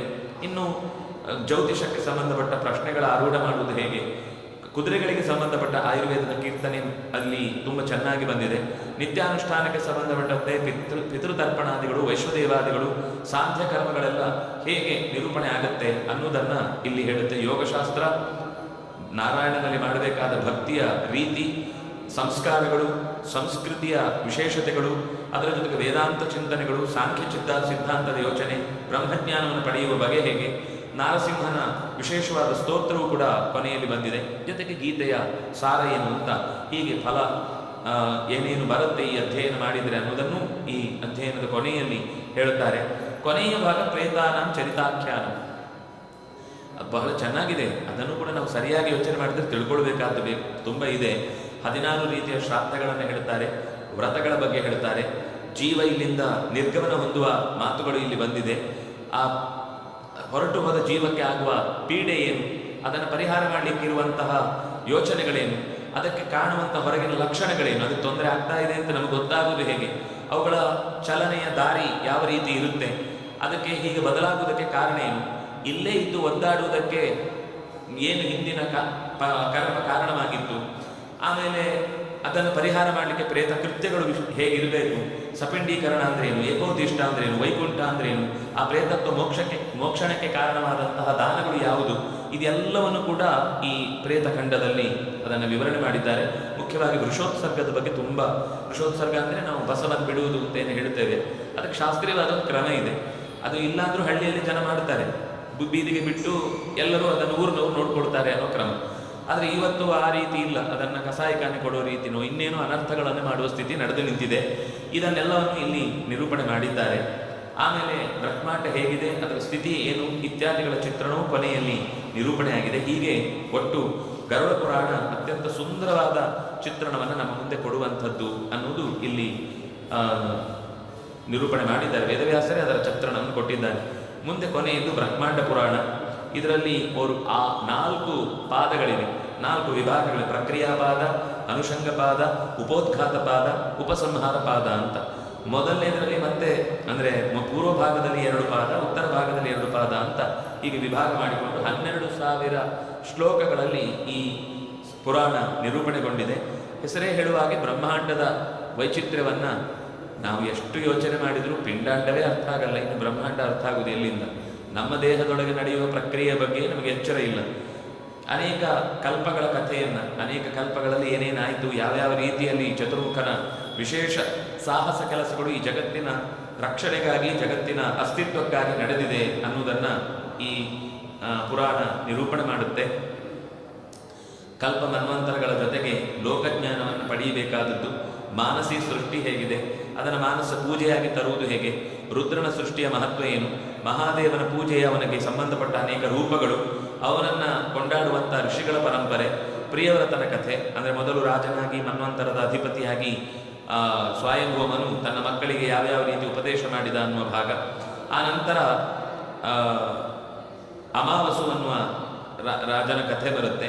ಯುಗಗಳು ಒಂದಾದ್ಮೇಲೆ ಒಂದು ಹೇಗೆ ನಡೆಯುತ್ತೆ, ಯಜ್ಞಗಳ ಪ್ರವೃತ್ತಿ ಹೇಗಾಗಬೇಕು, ಯಜ್ಞಕ್ಕೆ ಸಂಬಂಧಪಟ್ಟ ಚಿತ್ರಣ, ಕಥೆ ಅಥವಾ ಅದಕ್ಕೆ ನಿಯಮಗಳು ಏನೇನು ಅನ್ನೋದರ ನಿರೂಪಣೆಯೂ ಬಂದಿದೆ. ಋಷಿಗಳನ್ನಲ್ಲಿ ವರ್ಣನೆ ಮಾಡುವಾಗ ಎಂಥವರನ್ನು ನಾವಲ್ಲಿ ಕರ್ಕೊಳ್ಬೇಕು ಅಂತನ್ನುವ ಮಾತು ಇದೆ. ಮತ್ತು ಮನ್ವಂತರಗಳು ಯಾವ್ಯಾವುದಿದೆ, ಅದರ ಪ್ರತ್ಯೇಕ ಮನ್ವಂತರದಲ್ಲಿ ಏನೇನಾಯಿತು ಅನ್ನೋದರ ಸೂಕ್ಷ್ಮವಾದ ಚಿತ್ರಣವೂ ಕೂಡ ಇಲ್ಲಿ ಬಂದಿದೆ. ಮರುತ್ತುಗಳ ಉತ್ಪತ್ತಿ, ಪಿತೃಗಳು ಯಾರ್ಯಾರು, ಬರೀ ಶ್ರಾದ್ದ ಮಾತ್ರ ಅಲ್ಲ, ಪಿತೃಗಳು ಅಂದರೆ ಅವರಲ್ಲಿ ಒಂದಿಷ್ಟು ವಿಭಾಗ ಇದೆ. ಮನುಷ್ಯರಿಗೆ ಸಂಬಂಧಪಟ್ಟವರು ಬೇರೆ, ದೇವತೆಗಳಿಗೆ ಸಂಬಂಧಪಟ್ಟವರು ಬೇರೆ, ಗಂಧರ್ವರಿಗೆ ಸಂಬಂಧಪಟ್ಟವರು ಬೇರೆ, ಅದರಲ್ಲಿ ಇರುವ ವಿಭಾಗಗಳೇನು, ಆ ವಿಭಾಗದ ಚಿತ್ರಣವೂ ಕೂಡ ಹರಿವಂಶದಲ್ಲೂ ಸ್ವಲ್ಪ ಬಂದಿದೆ. ಇಲ್ಲಿ ಅದರ ನಿರೂಪಣೆ ಇದೆ. ಅದರ ಜೊತೆಗೆ ಭೃಗು ಮಹರ್ಷಿಯ ಮನೆತನದ ವಂಶ ಏನೇನಾಯಿತು ಅನ್ನೋದನ್ನು ಹೇಳುತ್ತೆ. ಭವಿಷ್ಯ ಕಾಲದಲ್ಲಿ ಬರುವ ರಾಜರು ಅವರು ಏನೇನು ರೀತಿ ಈ ಜಗತ್ತಿನ ಕ್ರಿಯೆಯನ್ನು ನಡೆಸ್ತಾರೆ ಅನ್ನೋದರ ಚಿತ್ರಣವೂ ಅಲ್ಲಿದೆ. ಮುಂದೆ ಇಲ್ಲಿ ಈಗ 7ನೇ ಮನ್ವಂತರ, ಇನ್ನು 7 ಮನ್ವಂತರಗಳು ಬಾಕಿ ಇವೆ. ಒಟ್ಟು 14 ಮನ್ವಂತರ ಇದು. ಚತುರ್ಮುಖನ ಒಂದು ದಿನ ಕಲ್ಪಕ್ಕೆ 14 ಜನ ಮನುಗಳು ಬರ್ತಾರೆ. ಒಂದೊಂದು ಮನ್ವಂತರ ಸುಮಾರು 71 ಚತುರ್ಯುಗಗಳನ್ನು ಕಳೆಯುತ್ತೆ. ಒಂದು ಚತುರ್ಯುಗ ಅಂದರೆ 43,20,000 ವರ್ಷ. ಅಂಥದ್ದು 71 ಸಲ ದಾಟಬೇಕು, ಅಂಥದ್ದು 14 ಸಲ ದಾಟಬೇಕು. ಆಗ ಚತುರ್ಮುಖನ ಒಂದು ದಿನ ಆಗುತ್ತೆ. ಆ ದಿನದಲ್ಲಿ ಮುಂದಿನ 14 ಜನ ಮನ್ವಂತರಲ್ಲಿ 7 ಉಳಿದ ಮನ್ವಂತರಗಳು ಯಾರು, ಅದನ್ನು ನಿರೂಪಣೆ ಮಾಡುವ ಅಧಿಪತಿಗಳು ಯಾರು ಅನ್ನೋದನ್ನು ಅಲ್ಲಿ ಹೇಳುತ್ತಾರೆ. ಮುಖ್ಯವಾಗಿ ಇದರ ಜೊತೆಗೆ ಪ್ರಳಯ, 4 ಥರದ ಪ್ರಳಯಗಳನ್ನು ಹೇಳುತ್ತಾರೆ. ಆ ಪ್ರಳಯಗಳು ಯಾವ ಕ್ರಮದಲ್ಲಿ ಯಾವ ಹೊತ್ತಿಗೆ ನಡೆಯುತ್ತೆ ಅಂತ. ಸದ್ಯಕ್ಕಂತೂ ನಮಗೆ 4,27,000 ವರ್ಷದ ತನಕ ಯಾವ ಸದ್ಯದ ಪ್ರಳಯವೂ ಇಲ್ಲ. ಹಾಗಾಗಿ ಮಂಗಳಕ್ಕೂ ಭೂಮಿ ಅಡಿಗೂ ಹೋಗಬೇಕಾದ ಹುಡುಕಾಟದ, ಭೂಮಿಯನ್ನು ರಕ್ಷಿಸಿಕೊಳ್ಬೇಕಾದ ಹುಡುಕಾಟದ ಅಗತ್ಯ ಇಲ್ಲ. ಆಗತ್ತೆ, ಪ್ರಾಕೃತಿಕ ವಿಕೋಪಗಳು, ಸ್ವಲ್ಪ ಬದಲಾವಣೆಗಳು ಮಧ್ಯದಲ್ಲಿ ಆಗ್ತಾ ಇರುತ್ತೆ. ಅದರಿಂದಾಗಿ ಯಾರೋ ಏನೋ ಆಗತ್ತೆ ಅಂತ ಇಡೀ ಭೂಮಿ ಮುಳುಗೋಗುತ್ತೆ, ಎಲ್ಲೋ ಓಡೋಗೋಣ ಅಂತ ಹೇಳಿದ್ರೆ ಯಾರೂ ಅದಕ್ಕೂ ತಲೆ ಕೆಡಿಸ್ಕೊಳ್ಬೇಕಾದ ಅಗತ್ಯ ಇಲ್ಲ. ಧರ್ಮಶೀಲನಾಗಿ ಬದುಕಿದ್ದರ ಫಲ, ಅದರಿಂದ ಅವನು ಮುಂದೆ ಹೋಗುವ ದಾರಿ, ಅದನ್ನು ಅನುಸರಿಸಿ ಬಂದವರು, ಇದೆಲ್ಲದರ ಚಿತ್ರಣವನ್ನು ಕೂಡ ಇಲ್ಲಿ ನಿರೂಪಣೆ ಮಾಡಿದ್ದಾರೆ. ಪುರಾಣಗಳ ಸಂಕ್ಷೇಪವಾದ ಕಥನ, ಈ ಪುರಾಣದಲ್ಲೂ ಸ್ವಲ್ಪ ಬಂದಿದೆ. ಹೀಗೆ ಒಟ್ಟು 18 ಪುರಾಣಗಳಲ್ಲಿ ನಾವು ಬೇರೆ ಬೇರೆ ರೀತಿಯ ಚಿಂತನೆಗಳನ್ನು ಇಲ್ಲಿ ನೋಡಲಿಕ್ಕಿದೆ. ಇದರ ಹಾಗೆ ಇನ್ನು ಉಪಪುರಾಣಗಳ ಹೆಸರನ್ನು ಹೇಳ್ತಾರೆ. ಬಹಳ ಜನ ಭಾಗವತದ ಪುರಾಣದ ಬದಲಾಗಿ ದೇವಿ ಭಾಗವತ ಅಂತ ಹೇಳ್ತಾರೆ. ಆದರೆ ಪುರಾಣಗಳ ಲಿಸ್ಟಿನಲ್ಲಾಗಲಿ, ಪುರಾಣಗಳ ನಾಮ ಸಂಗ್ರಹ ಮಾಡಿದ್ರಲ್ಲಾಗಲಿ, ಅಥವಾ ಆ ವೇದವ್ಯಾಸರೇ ಪುರಾಣಗಳ ಸಾರ ಅಂತ ಸಂಗ್ರಹಿಸಿದ ಈ ನಾರದ ಪುರಾಣ ಇರ್ಬೋದು, ಮತ್ಸ್ಯ ಪುರಾಣ ಇರ್ಬೋದು, ಇಲ್ಲಾಗಲಿ ದೇವಿ ಭಾಗವತನ ಚಿತ್ರಣ ಮಾಡಿದ ಅದು ಉಪಪುರಾಣದಲ್ಲಿ ಒಂದಾಗಿ ಸೇರುತ್ತೆ. ಮತ್ತೆ ಭಾಗವತಕ್ಕೆ ವ್ಯಾಖ್ಯಾನ ಮಾಡಿದ ಎಲ್ಲ ಮತೀಯರು ಕೂಡ ಭಾಗವತರೇ ಪುರಾಣಗಳಲ್ಲಿ ಪ್ರಧಾನವಾದದ್ದು ಹೊರತು ದೇವಿ ಭಾಗವತವನ್ನು ಹೇಳಿದ್ದಲ್ಲ ಅಂತ ಅವರು ಕೂಡ ಒಪ್ಪಿಕೊಂಡಿದ್ದಾರೆ. ಒಟ್ಟು ಪುರಾಣಗಳ ಸ್ವರೂಪವನ್ನು ಚಿಂತನೆ ಮಾಡಬೇಕಾದಾಗ ಸರ್ಗ, ಪ್ರತಿಸರ್ಗ, ವಂಶ, ಮನ್ವಂತರ, ವಂಶಾನುಚರಿತ, ಇದು ಪುರಾಣ ಪಂಚಲಕ್ಷಣ. ಇದು ಪುರಾಣಗಳ ವಿವರಣೆಯನ್ನು ಹೇಳುತ್ತೆ. ಸರ್ಗ ಅಂದರೆ ಸೂಕ್ಷ್ಮವಾದ ಸ್ಥಿತಿಯಿಂದ ಸ್ಥೂಲ ಸ್ಥಿತಿಗೆ, ಕಾಣದೇ ಇರುವ ಸ್ಥಿತಿಯಿಂದ ಕಾಣುವ ಸ್ಥಿತಿಗೆ. ಸರ್ಗ ಅಂದರೆ ಸೂಕ್ಷ್ಮವಾಗಿ ತಿಳ್ಕೊಳ್ಬೇಕಾದ್ದೇನು ಅಂತಂದರೆ, ಇಲ್ಲದೇ ಇರುವುದು ಯಾವುದು ಬರಲ್ಲ, ಇದ್ದಿದ್ದೇ ವ್ಯಕ್ತವಾಗುತ್ತೆ. ಇದನ್ನು ಸರ್ಗ ಅಂತ ಕರೀತಾರೆ. ಸರ್ಗ ಅಂದರೆ ವಿಸರ್ಗ, ಒಳಗಿತ್ತು ಕಾಣದಂತೆ ಹೊರಗೆ ಬಂತು, ಇದನ್ನು ಸರ್ಗ ಅಂತ ಕರೀತಾರೆ. ಪ್ರತಿಸರ್ಗ ಅಂದರೆ ನೈಮಿತ್ತಿಕ, ಪ್ರಾಕೃತಿಕ, ನಿತ್ಯ ಮತ್ತು ಆತ್ಯಂತಿಕ ಅಂತ 4 ರೀತಿಯ ಪ್ರಳಯಗಳ ಹೆಸರನ್ನು ಅವರು ಹೇಳ್ತಾರೆ. ಭಾಗವತ ಅದಕ್ಕೆ ಸಂಸ್ಥಾ ಅಂತ ಕರೀತಾರೆ. ಸಂಸ್ಥಾ ಅಂತಂದರೆ ಮೂಲ ಸ್ಥಿತಿಗೆ ಬಂದು ನಿಲ್ಲುವುದು, ಏನೂ ಪರ್ಮಿಟೇಷನ್ ಕಾಂಬಿನೇಷನ್ ಇಲ್ಲದೆ ಯಥಾಸ್ಥಿತಿಯಲ್ಲಿ ಮೊದಲಿಗೆ ಸತ್ವರಜಸ್ತಮಸ್ಸು ಎಲ್ಲ ಕೆಲಸ ಮೇಲೆ ಹೋಗರಾದರೆ ಸೃಷ್ಟಿ, ಸತ್ವರಜಸ್ತಮಸ್ಸು ಮೂಲ ಸ್ಥಿತಿಗೆ ಹೋದರೆ ಪ್ರಳಯ. ಇದು ಸಾಮಾನ್ಯ ಅರ್ಥ ಮಾಡ್ಕೊಳ್ಬೇಕಾದ ವಿಷಯ. ಆ ಸತ್ವರಜಸ್ತಮಸ್ಸು ಅಂದರೆ ಏನು ಅಂತ ಅರ್ಥ ಮಾಡ್ಕೊಳ್ಳಿ ಸ್ವಲ್ಪ ಕಷ್ಟ ಇದೆ. ಯಾಕಂದ್ರೆ ಅದು ನಾವು ಹೊರಗಿನಿಂದ ಯೋಚನೆ ಮಾಡಲಿಕ್ಕಾಗಲ್ಲ, ಅದರ ಅನುಭವ ಪಡಿಬೋದು.